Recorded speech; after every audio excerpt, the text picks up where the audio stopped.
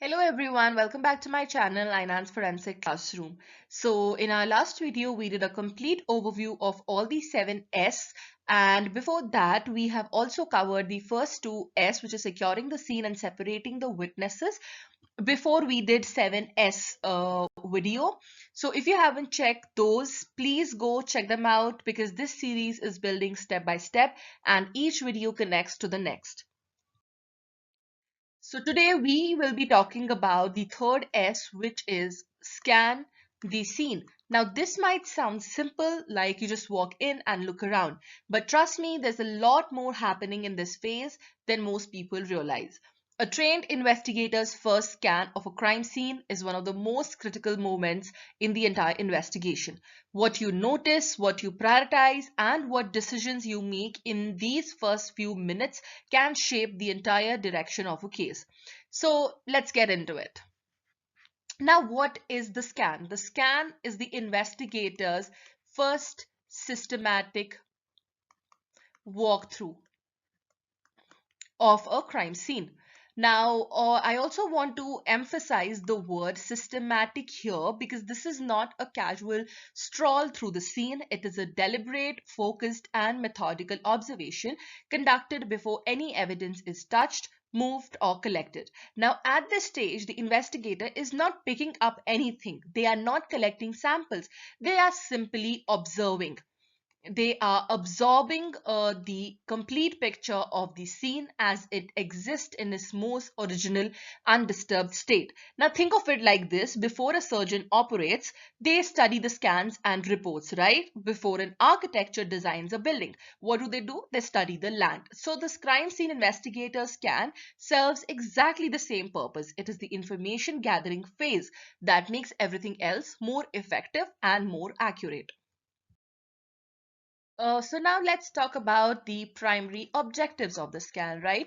So during the scan, the investigator has several specific objectives in mind. So the first objective is safety assessment. So before anything else, the investigator must determine whether the scene is physically safe to enter and work in.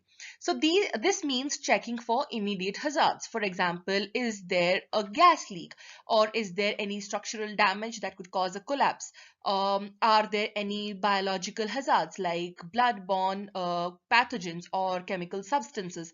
Are there any live electric wires or any explosives or suspicious devices? So the scene may need to be cleared by a specialized unit before forensic investigators can even enter. Now, the safety of the investigation team always comes first because if a compromised investigator is there, he cannot conduct a proper investigation. Now, the second objective is establishing the boundaries of the scene. Now, during the scan, the investigator determines the full extent of the crime scene. And here is something very important to understand. A crime scene is rarely just a spot.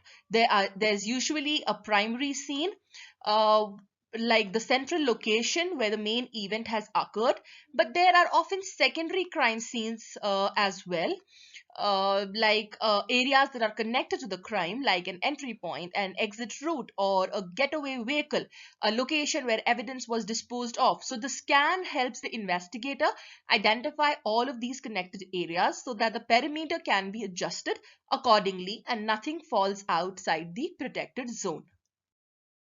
Now, moving on to our third objective, which is identifying the fragile and transient evidences. Now, this is extremely critical. See, some evidences are permanent, but it will be there whether you collect it now or an hour later. But some evidence is transient, meaning it can disappear, degrade, or be destroyed very quickly. For example, footprints in the soft soil, or there are tire tracks on a dusty road, or some condensation patterns or odors. So all of these can be lost within minutes. Lost within minutes. Now, during the scan, the investigator must immediately identify this type of evidence and either protect it or prioritize its documentation before anything else happens. Cool. Okay. Now, fourth objective is forming a preliminary theory. Now, based on what the investigator observes during the scan, the layout of the scene or the condition of the objects or the position of the body, signs and struggles or points of entry and exit, they begin to form an initial understanding of what may have happened. So this is not a conclusion, it is a working hypothesis, and it is important because it guides the investigator's priorities during the more detailed examination that follows. Now, let's move on to how the scan is conducted. Now, the scan is typically conducted in a walkthrough format. Uh, Now, the lead investigator moves through the scene from the outermost boundary towards the center.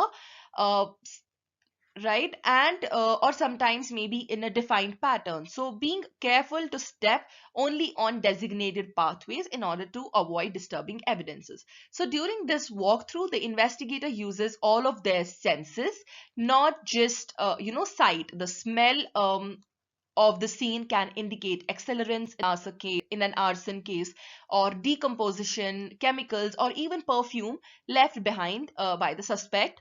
The sound of the scene, for example, a running tap or a ticking timer, background noise, all of that can provide important context. Touch is generally avoided during the scan, but the visual texture uh, of the surfaces is noted down. Now, the investigator also makes the mental and written notes during the scan. Some investigators use a small notepad, others use a voice recorder. The key is to capture initial impressions, because first impression of a scene are often the most objective before assumptions and theories starts to develop. Then let's talk about the legal framework. Now, from an exam perspective, this is very important. Under Section 176 of Bharatiya Nagrik Suraksha Sanhita 2023, which replaces the old CRPC, forensic examination of the crime scenes in serious offences is now mandatory in India. This means the scan is not just a procedural best practice, it is the beginning of a legally mandated forensic process. Any lapse in this initial examination can have consequences for the admissibility of evidence later under the Bharatiya Sakshi Adhiniyam, India's new evidence law. Now, this is why trained forensic investigators and not just regular police officers are increasingly required to be present at the serious crime scenes in India. So, the scan sets the legal and forensic foundation of the entire case. Now, talking about the common mistakes that occur during the scan, let me also quickly mention some common mistakes that investigators must avoid during the scan. So, the first biggest mistake is rushing. Pressure to act quickly, especially in high profile cases, can cause investigators to move too fast through the scene and miss critical observations. So, the scan must be given adequate time no matter the circumstances. Another common mistake is tunnel vision. Now, where the investigators become so focused on the most obvious element of the scene, like a body, that they miss equally important details in the surrounding area. A trained investigator deliberately forces themselves to look at the entire scene before focusing on any single element. And finally, disturbing the crime scene during the scan. Now, this sounds obvious, but it happens. An investigator accidentally steps on a footprint, moves an object to get a better look, or touches the surface out of a habit. So the golden rule of the scan is observe everything and touch nothing.